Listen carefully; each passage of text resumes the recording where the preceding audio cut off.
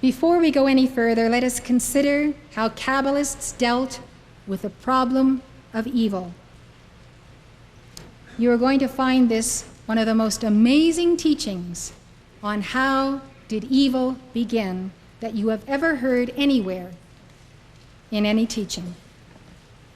Kabbalists were well aware of evil forces. Both popular Judaism and rabbinic literature talked about demons and evil spirits. The rabbinic literature also talked about Satan and its counterpart in man, the, quote, evil urge in each individual that entices him to sin. Kabbalists wrote at length about fallen angels, demons, and forces of evil that collectively formed the, quote, other side. Yet one of the cardinal principles of Kabbalah is that everything ultimately has roots in Ein Sof. How then did Kabbalists account for the presence of evil in the universe? Listen well. There were different, often conflicting explanations. One of the most common was that evil emerged out of Gevura, or Deen. More precisely, many Kabbalists saw judgment untempered by mercy as the root of evil. Now you see on the screen this triad formed by Chesed, Gevura, and Tiferet. Chesed is the fourth Sphera. Chesed, like Binah, does not easily translate into English. It is usually translated as love or mercy, but it can also be translated as grace or loving kindness. The fourth Sphera is sometimes called Gedula, or greatness, instead of Chesed. Chesed is located in the center of the pillar that bears its name, the pillar of mercy. The fifth Sphera is Gevura. Gevura means strength, severity, or power. This Sphera is frequently called Din, spelled D-I-N, meaning judgment or justice. Although some Kabbalists use the title Gevura and others Din, the fifth Sphera combines the attributes of both. Gevura is also located in the center of the pillar that bears its name, the pillar of judgment. Remember, the Sphirot are the vessels. That may be a new name you haven't written down, vessels, or chalices that make up the tree of life. Kabbalists have used many synonyms for the Sphirot, including lights, names, stages, crowns, mirrors, sources, and the inner faces of God. The inner faces of God. Rabbi Moses Luzzatto, an 18th century Kabbalist, thought of the Sphirot as transformers that decreased the intensity of the light of Ein Sof. He wrote, "The 10 Sphirot, emanations, act as veils." It's another name for Sphirot, veils.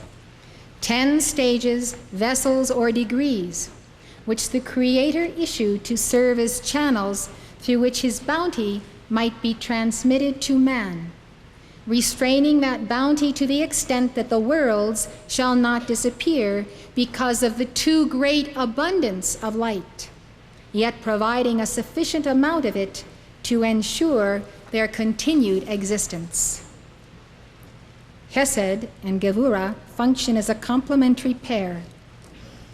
They represent the extremes of mercy and love on the one hand and severity and judgment on the other. They balance and hold each other in check. Daniel Matt of the Center for Judaic Studies at the Graduate Theological Union says, Chesed and Gevura are two sides of the divine personality, free-flowing love and strict judgment, grace and limitation. Ideally, a balance is achieved, symbolized by the central Sphera, Tiferet. However, if judgment is not softened by love, Deen lashes out and threatens to destroy life. Chesed's tendency is to emanate and expand Ein Sof's essence without limit. Gevura presents the opposite force, the power to limit God's goodness by limiting Chesed's expansion. According to Charles Ponce, Gevura, the power of God, is the Sphera of justice and control, capable of meting out punishment. Its nature is feminine, and it limits the abundance of mercy. Judgment tempers mercy, and mercy tempers judgment. By the same token, the severities of power are tempered by mercy, so the two exist in a state of equilibrium, of harmony. This Sphera is representative of the contraction of the divine will, because mercy is a life-giving power, ever productive in its activity. It would have been unwise to have let it express itself without setting some limit. It was for the reason that Gevura, judgment and power or justice, holds things in check, that Gevura had to be created. Yet without the compassion and creativity of mercy, justice in its role of the stern judge would cause things to contract to the point of non-existence. Judgment. How El Morya insists that we refrain from criticism, condemnation, and judgment. This is why judgment untempered by mercy is the root of evil. So if you express judgment of another untempered by mercy, you are tying into the roots of evil. You are establishing ties to roots that are difficult to uproot. According to Rabbi Green, the Zohar explained the origin of evil by means of a myth. The dominant form this myth takes has to do with the necessary tension that exists as the fourth and fifth Sphirot, Chesed and Din, that is Gevura, emerge from Binah. Din, the force of divine rigor or judgment, resents being tied to Chesed, the unmitigated flow of love. In the very moment of its emanation, it broke forth from the spherotic system, saying in the words of the Zohar, "I shall rule." This is the statement of Gevura, who is also called Din, judgment. So you could say this is the original act of rebellion, when judgment says, "I want to be judgment and mete out judgment," without being forced to qualify that judgment with mercy. The measuring rod of the Sphirot used the power of Ein Sof to quickly force Din back into line, but in that moment of escape, some portion of its power was released that could not be retrieved. That portion of Din, now turned against God, began its own Sphirot emanation in mocking imitation of the divine world. The Zohar sees evil as originating in justice itself, when that justice is not tempered with compassionate, loving kindness. What did Jesus say? He said, "The Son of God came not into the world to condemn the world, but that the world through him might have eternal life."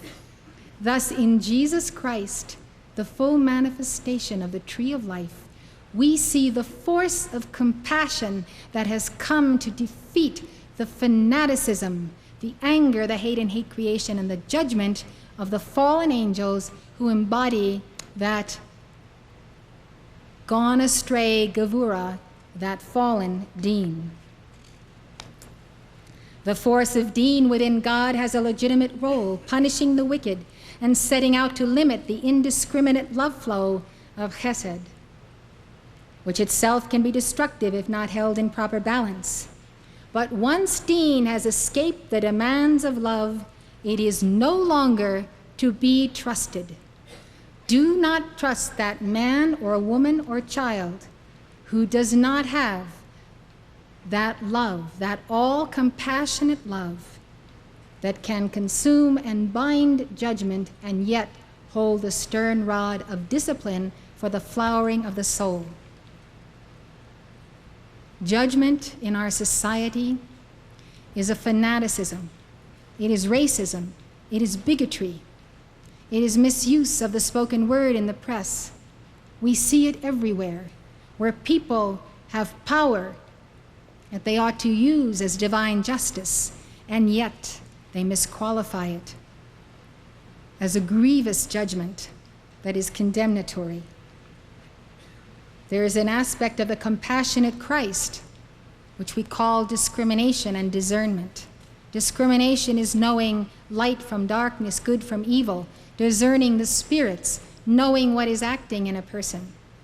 That comes from Tiferet, the all-knowing mind of God in the Son. Judgment, when it is perverted, comes from beneath and comes from that original rebellion. Deen then becomes a perversion of God's justice, one that would use his punishing powers to wreak destruction without cause, to render judgment that is not necessary. The problem can be solved with love and truth. We don't have to destroy someone with judgment in order to force them to be somebody that we want them to be. The other side, sometimes called the emanation of the left hand, takes its name from the perverted spherotic system that emanated from Deen, which is on the left or feminine side of the tree. Why does God allow the other side to exist? The Zohar has an answer. God uses evil to punish the wicked. God uses evil to test men, but God is not passive in the face of evil. However, rather than destroy evil outright, God allows the righteous to destroy evil in his name. He's turned it over to us. How do you like that?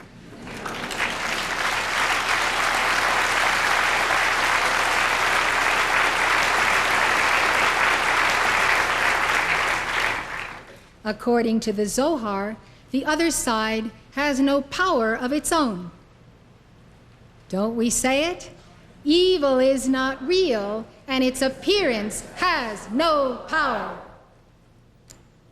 It was cut off from the life-giving energies that flow from Ein Sof.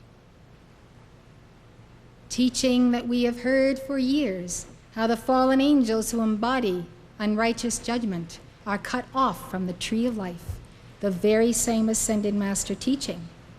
Thus, the other side is inert and would have no power if man did not animate it by his evil deeds. So evil could not exist in our lives if we did not give it life, give it energy that comes to us from our own tree of life, our own mighty I Am presence, our own Malkuth, the Divine Mother. Yes, we empower evil. It has no other source by which it is empowered except in our thoughts, feelings, words, and deeds, whereby it extracts from the very capillaries, the blood vessels of our tree of life, drop by drop, our energy. When man sins, he gives the energies of God given to him for a holy purpose to the forces of evil. That is exactly what the Ascended Masters teach. Zohar says once evil is reactivated, it tries to tempt man into sinning again and again because it requires his energy for its continued existence. So it goes after you once it has a hook in you of this drug or that habit or that momentum and tries to make you reinforce it. The more you reinforce it, the more you're imprisoned by your actions, and the more it can siphon from you the energy of misqualification. Kabbalists recognize that man can protect himself from the other side. How? He does this by observing mitzvot, or commandments outlined in the Torah. But he must do this with a proper inner direction and concentration, in other words, with a profound spirituality. A rote performance of mitzvah is an empty act. When a man keeps the commandments in an enlightened manner, he heals the breach that separates him from God. And why does he heal the breach? Because in keeping the commandments, he is one with the Son, who is the embodiment of the law of God. So when he is one with the Son, the living Christ, the universal Christ, he has now become a part of the mediator that can connect him to the I am that I am. He is then able to defeat the evil urge, because the power of Christ, the Son of God in him, multiplies every act and thought and word and deed he takes in keeping with the commandments of God. He is then able to defeat the evil urge and attract angels to protect him from the demonic powers of the other side.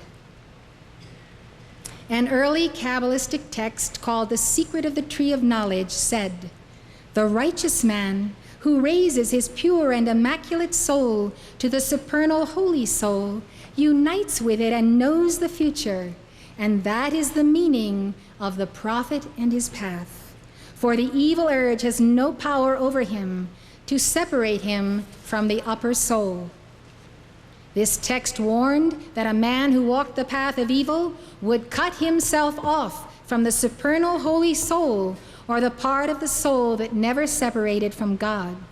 It said, "If a man walks in the path of evil, which is Satan, then he chops off and separates his soul from the supernal soul.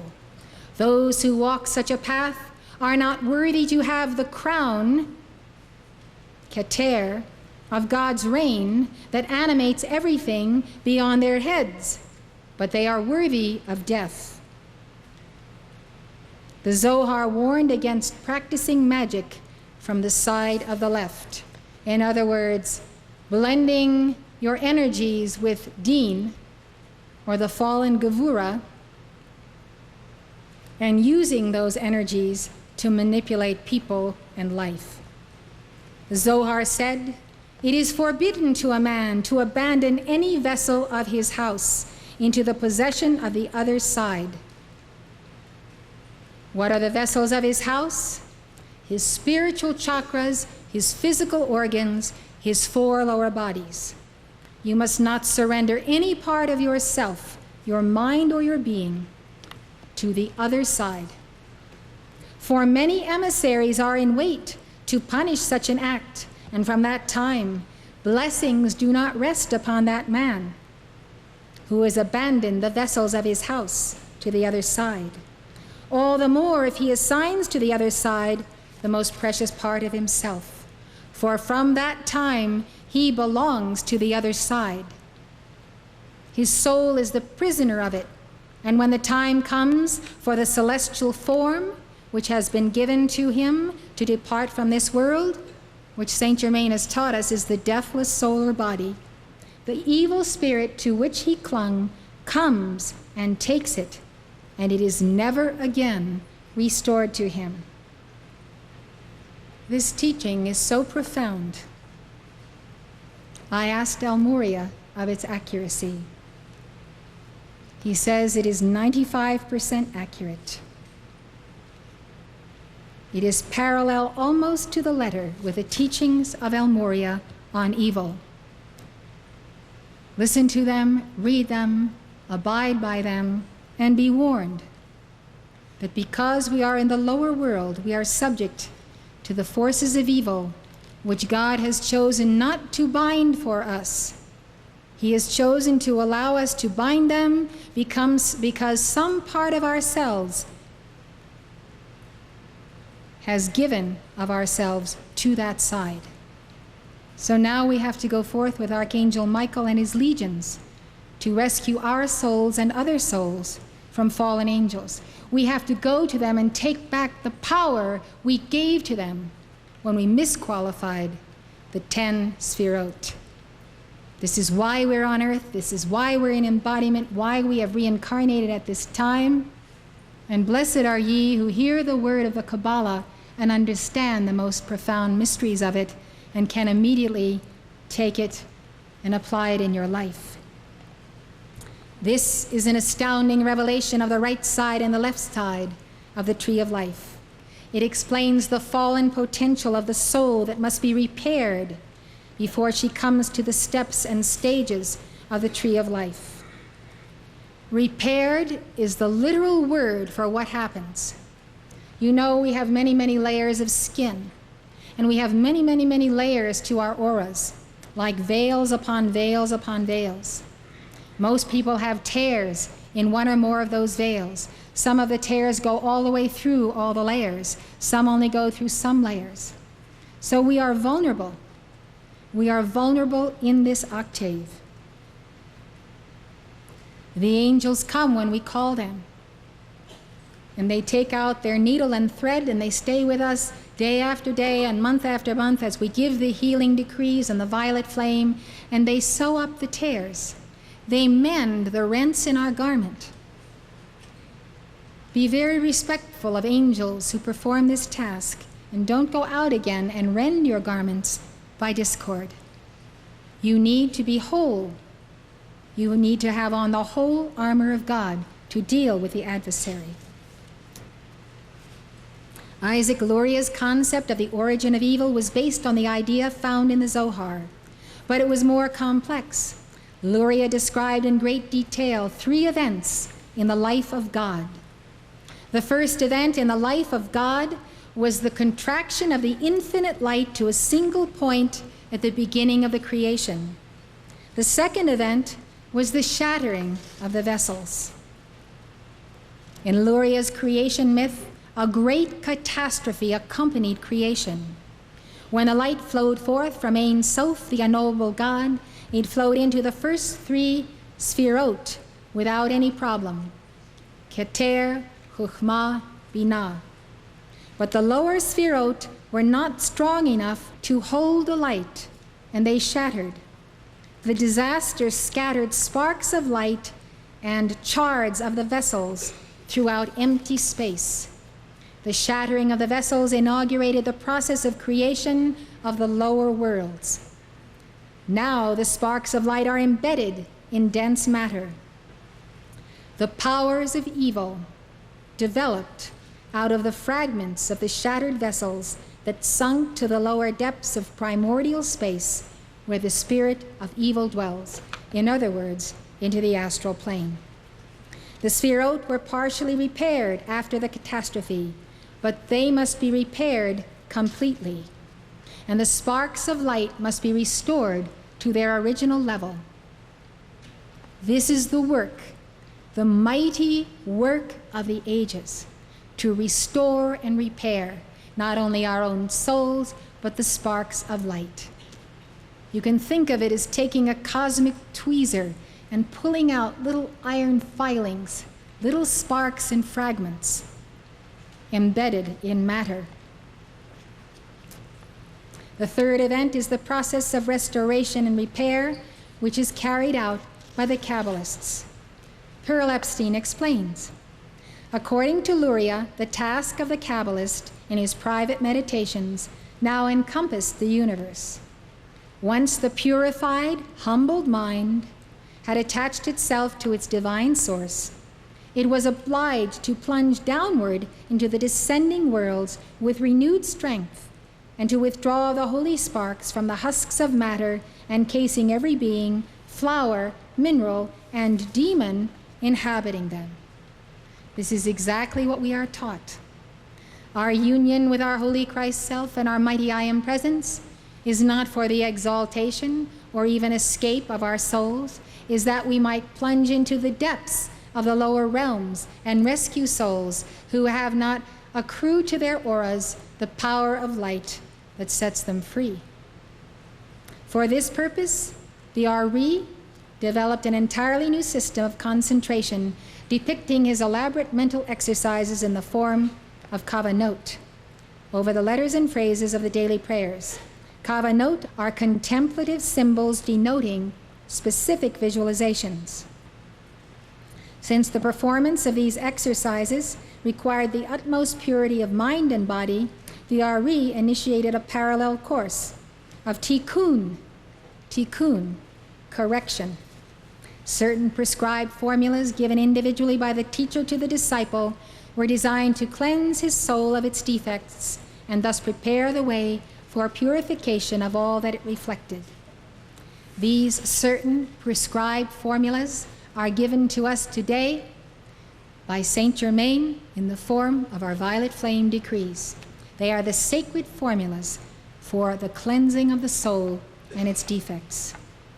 The tree of life is the central image of Kabbalistic meditation, yet the writings of the early Kabbalists speak very little about their techniques of meditation. Rabbi Aryeh Kaplan, a modern Kabbalist, said that Joseph Jikatilya's Gates of Light is an exception. On the surface, Gates of Light seems to be a theoretical work, but according to Kaplan, it is really a guide for those who wish to ascend the ladder of the Sphirot in meditation. That ascending of the ladder of the Sphirot in meditation is like a spiritual exercise, like a physical yoga. Ascending up these Sphirot daily through decrees, through the science of mantra we are given, you are involved in a dress rehearsal every day of your life for the moment and the hour when your bridegroom comes and you are called to your ascension. Joseph Jikatilya and Moses de Leon were contemporaries who influenced each other's work. The Zohar also suggests rising through the Sphirot during meditation. But one had to begin with Shekinah. She is the gate. According to Daniel Matt, the Zohar's concept of the ascent goes like this. Shekinah is the opening to the divine. One who enters must enter through this gate. Once inside, one finds that the Sphirot are no longer an abstract theological system. They become a map of consciousness, a map of consciousness. The mystic climbs and probes, discovering dimensions of being. Spiritual and psychological wholeness is achieved by meditating on the qualities of each Sphera. One imitates and integrates the attributes of God. The path is not easy. Divine will can be harsh. Abraham was commanded to sacrifice Isaac in order to balance love with rigor. From the other side, demonic forces threaten and seduce. Contemplatively and psychologically, evil must be encountered, not evaded. Meet it head on, challenge it, and dispense with it. You must never be a coward and turn your head away from a scene which requires the rooting out of evil and the bringing forth of the Christ. By knowing and withstanding the dark underside of wisdom, Abraham was refined. Near the top of the Spherotic ladder, meditation reaches Binah. She is called Teshuvah, return. The ego returns to the womb of being. Binah cannot be held in thought. She is called Hu. Who is that? An intuitive flash illuminating and disappearing as sunbeams play on the surface of water. In the depths of Binah lies Hokmah. Chokhmah, wisdom. The mystic is nourished from this sphere. It is so profound and primal that it cannot be known consciously. It can only be absorbed. Isaac the Blind, one of the earliest Kabbalists, says, "No creature can contemplate the wondrous paths of wisdom except one who sucks from it." This is meditation through sucking, not through knowing. As the babe as at the mother's breast, so we assimilate wisdom.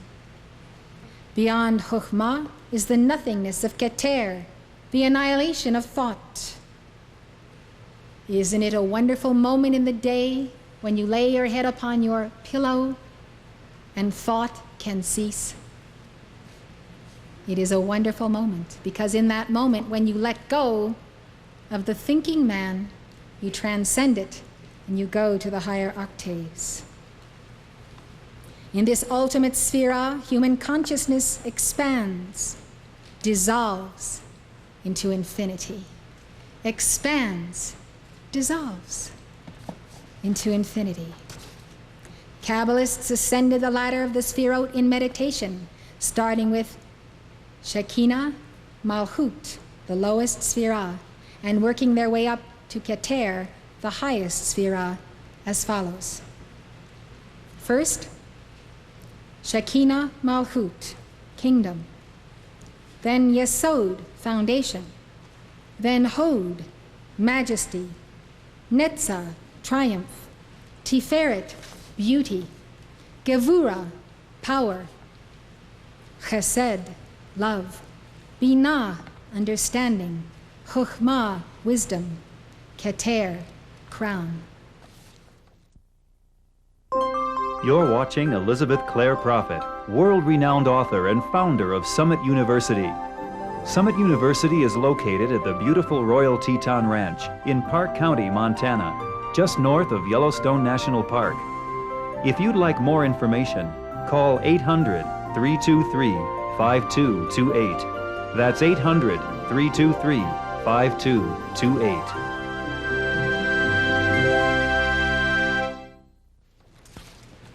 Kabbalists, with their tree of life and its 10 Sphirot, had to defend themselves against the charge of advocating a dualism bordering on polytheism. Kabbalists insisted that Ein Sof and the Sphirot formed a unity, like a flame joined to a coal. They also claimed that if Ein Sof did not constantly keep his attention on the Sphirot, they would cease to exist.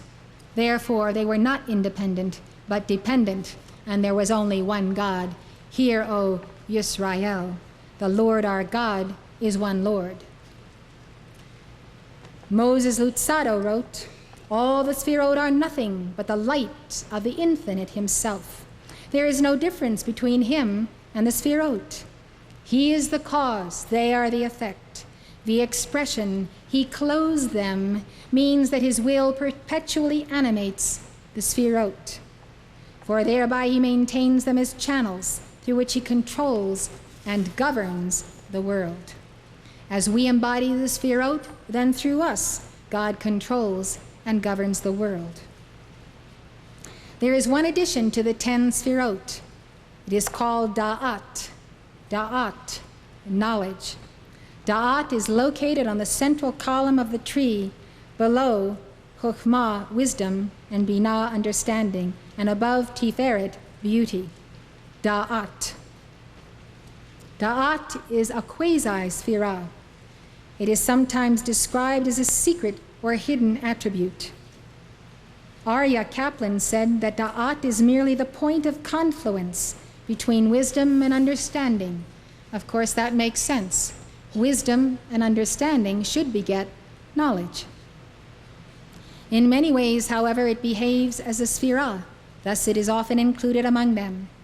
Gershom Scholem said that Daat harmonizes Chokhmah and Binah, but the Kabbalists did not consider it to be a separate Sphera. Instead, Kabbalists thought of Daat as the external aspect of Keter. At least one tradition holds that Daat was the source of miraculous powers. According to Pearl Epstein, some disciples of the great mystic Rabbi Isaac Luria claimed to fly through the air by drawing down the light of a secret attribute called Daat. So if you want to fly through the air, recite the name Daat. The tree of life is only one of many possible configurations of the Sphirot. The Sphirot also appear in the form of primordial man, Adam Kadmon. If you didn't get it, it's Adam Kadmon. Adam Kadmon. There were a number of conceptions of primordial man. Gershom Scholem pointed out that Kabbalists thought of Adam Kadmon as the concealed shape of the Godhead itself. In that concept, you could say that the Adam Kadmon was the image and likeness of God in which we are made. In the Zohar and other early Kabbalistic works, the Sphirot formed the body of primordial man. According to the Zohar, the three highest Sphirot form Adam Kadmon's head. That's Keter, Chokhmah, Binah. Chesed, the fourth Sphera, is the right arm. Gevura, the fifth Sphera, is the left arm. Tiferet, the sixth Sphera, forms the trunk of the body.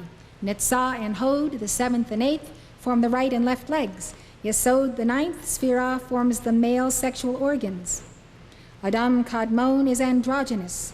The first 9 Sphirot form the male half of being. Malchut is the female half. In the 16th century, Rabbi Isaac Luria described primordial Adam as a series of concentric spheres formed by the Sphirot. Rabbi Chaim Vital, Rabbi Luria's closest disciple, recorded this teaching on Adam Kadmon. Ein Sof emits a line or ray of light that is refracted into a sphere by the vacuum of space. This first concentric sphere, which adheres closely to Ein Sof, is called Keter, of primordial man. Then the straight line forms another concentric sphere within the other. This sphere is called Huchma, of primordial man. That which joins all the spheres together is the subtle thin line which spreads out from Ein Sof, traversing, descending, and joining each sphere to another until it reaches the very last. Next, the line spreads out in a straight way from top to bottom, from the highest point of the highest sphere to the very lowest and last of the spheres. It consists of 10 Sphirot arranged mysteriously in the image of an upright human figure. Adam Kadmon is also the archetype for earthly man. So Adam was that archetype. David Ariel explains, primordial man contains all the attributes of divinity in perfect form. He is also the blueprint for human beings. Therefore, in the world, human beings are the embodiment of the Sphirot. Every human being is a divine microcosm. The original Adam Kadmon was actually in the etheric octave. It was the divine and the inner blueprint out of which a certain level of sons and daughters of God were intended to be created, because a certain group of sons and daughters of God, namely ourselves, had to descend from the etheric to lower and lower levels. And therefore, the etheric body contained the matrix of what the perfected physical would be. We are not manifesting today in our physical bodies the original blueprint of this Adam Kadmon. And so it was not intended that we should have to descend lower than the etheric level, but we did do so, and therefore our bodies have strayed from the original matrix. That matrix is there, and you can call upon it to outpicture it. The Sphirot have their counterpart in the 7 chakras that are dispersed along the spine. Pearl Epstein, author of Kabbalah, The Way of the Jewish Mystic, says that the Kabbalists related the Sphirot to the chakras. Although they did not use the term chakra, they used their knowledge of these spheres of energy to enhance their meditation. Another way of meditating on the all-important body centers was to visualize the spinal column as a palm branch, the lulav, and the heart as a citron, the atrag. These are ritual objects used during the Feast of Tabernacles at the harvest season. Regarding his body as the tabernacle containing the divine spirit, know ye not that ye are the temple of the living God? The Kabbalist meditated on the fragrant-smelling citron, visualizing it at his heart's core. The single pillar extending from heaven to earth, which led the Israelites to the wilderness, became synonymous in his mind with the lulav, the palm branch. He visualized this as his spine. There are various systems for assigning the Sphirot to the chakras. The system proposed by Rabbi Yonason Gershom is correct. Keter, crown, corresponds to the crown chakra. Chokhmah and Binah, wisdom and understanding, correlate to the third eye.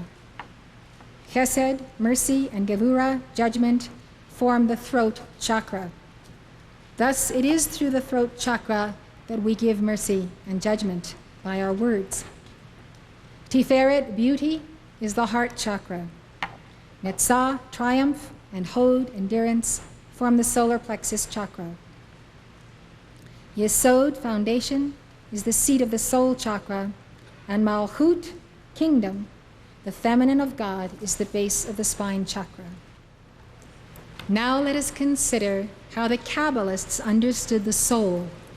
This is most interesting. We have never had this particular understanding of the soul given to us. The Zohar said the soul had three parts.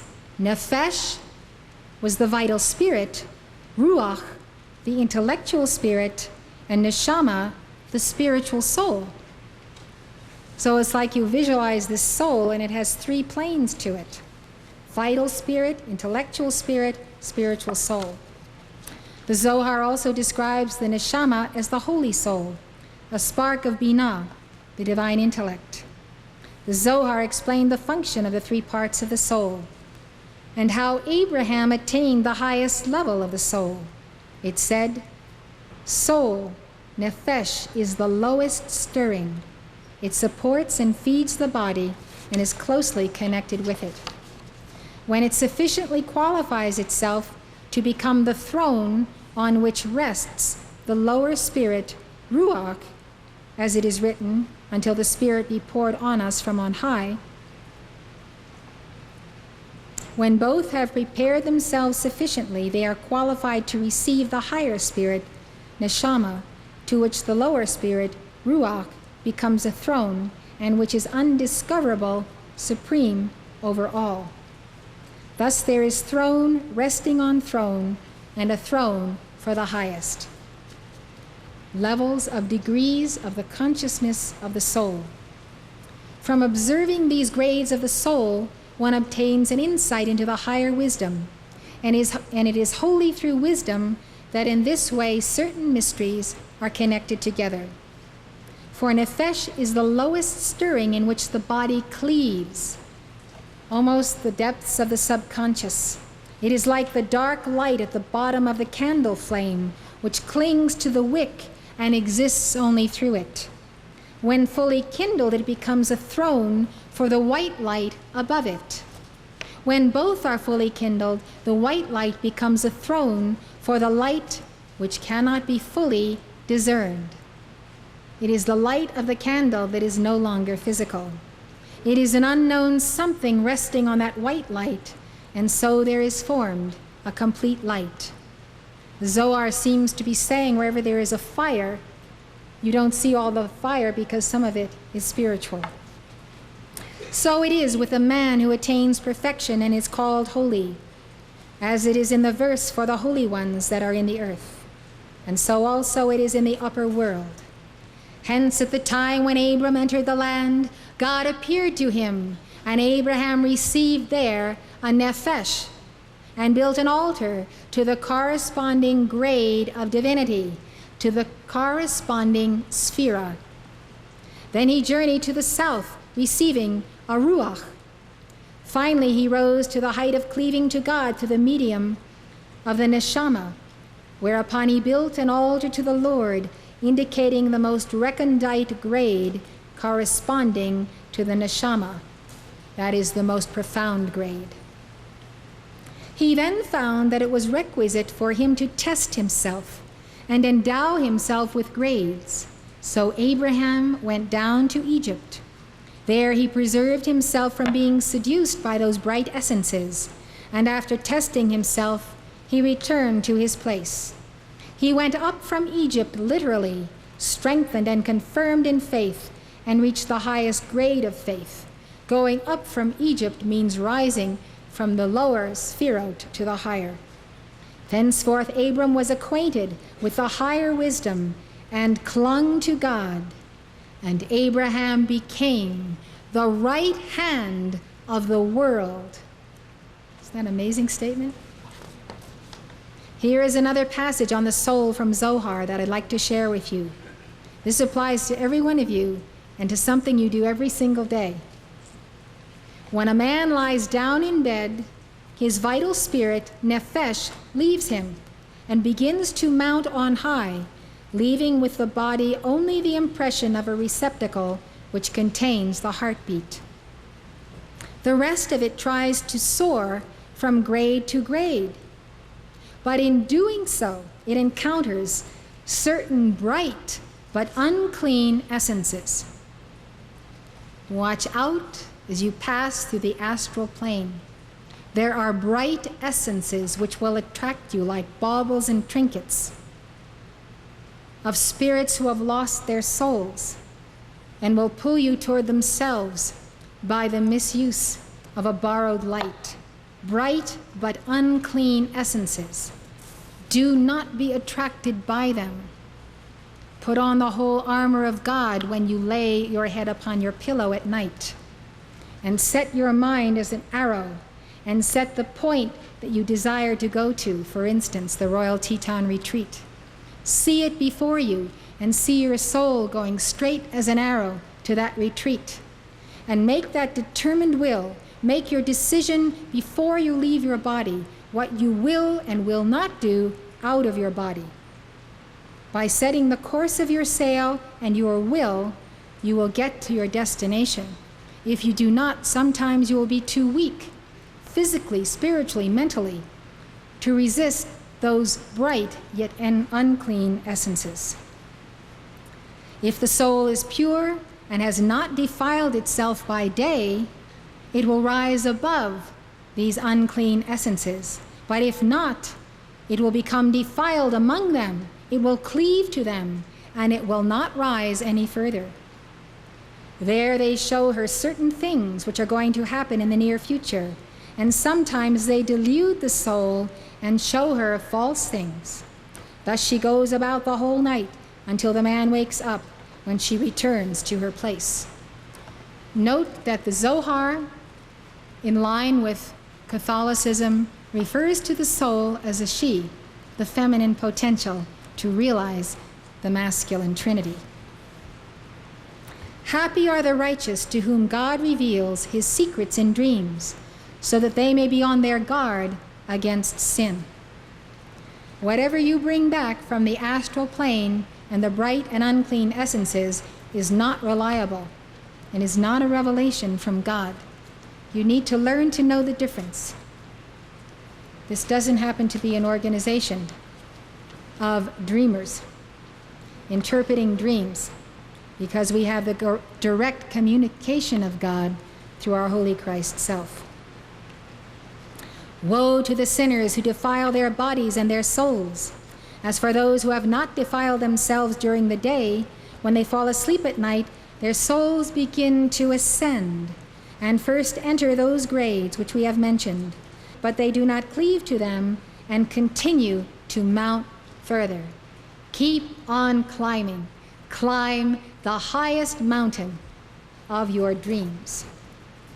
The soul which is privileged thus to rise finally appears before the gate of the celestial palace and yearns with all its might to behold the beauty of the King and to visit his sanctuary. According to Gershom Scholem, Kabbalists unanimously agreed that Devakut was the ultimate goal on the spiritual path. But there is disagreement among scholars whether Devakut led to union with God. Moshe Idel, one of the leading contemporary experts on Kabbalah, noted that time and again, Gershom Scholem stressed that a total union with the divine is absent in Jewish texts. Idel cited the following passage from Scholem's famous work, Major Trends in Jewish Mysticism. Quote, "It is only in extremely rare cases that ecstasy signifies actual union with God, in which the human individuality abandons itself to the rapture of complete submersion in the divine stream.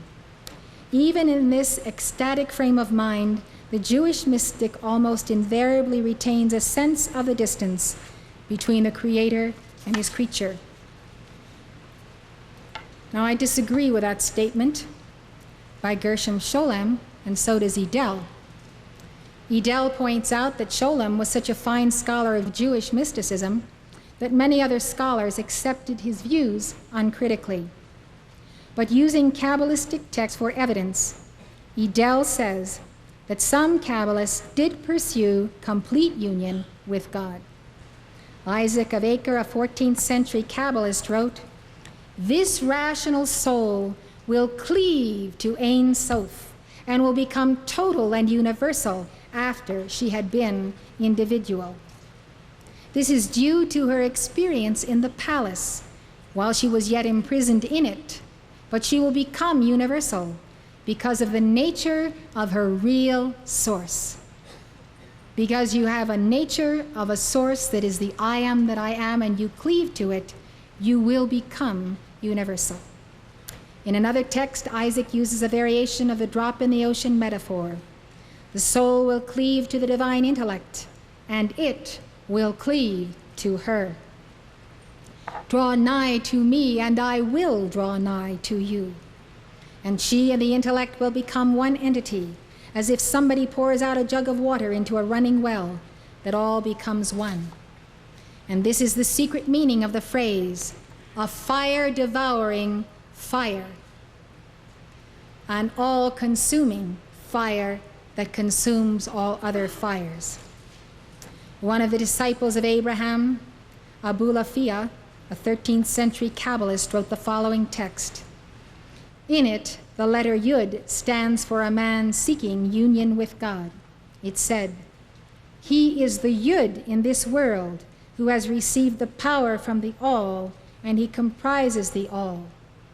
He is like the Yud in the realm of the Sphirot." The man who seeks union with God and establishes that devotion becomes the Yud of the Yud He Vav He, the I of the I am that I am in this world. In other words, you can be God in action.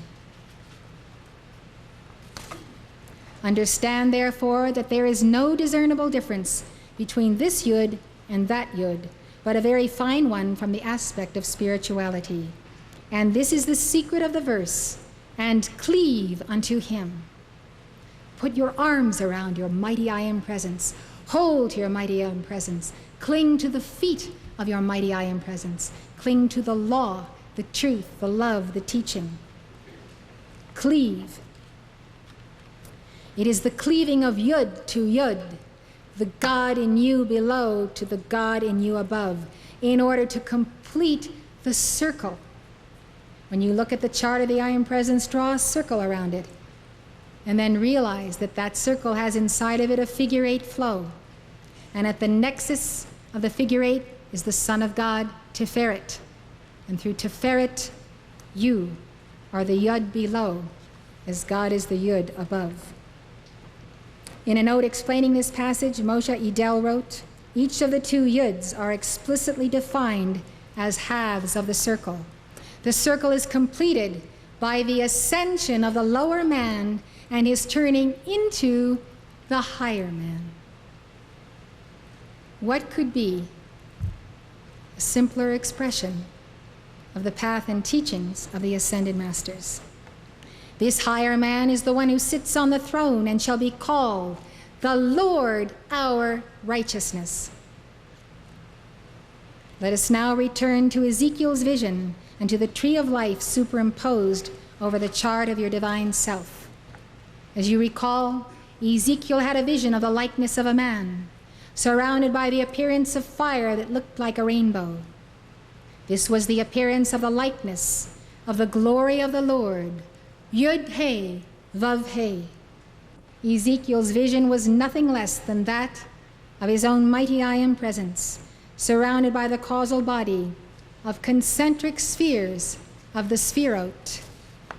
This presence of the I am that I am correlates with Keter.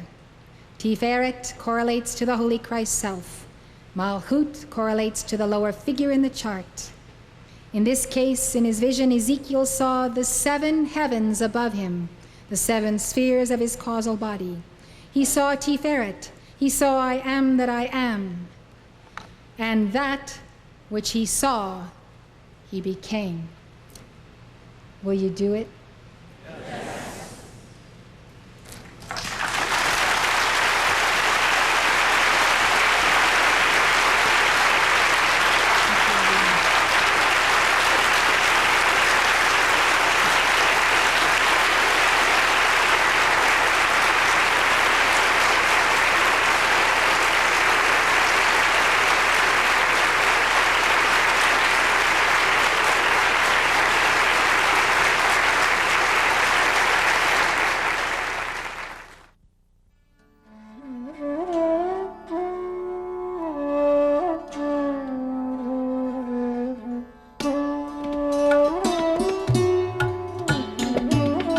For more information on the mystical paths of the world's religions, call toll-free 1-800-323-5228. The preceding program was presented by Summit University, Box A, Livingston, Montana, 59047 1390.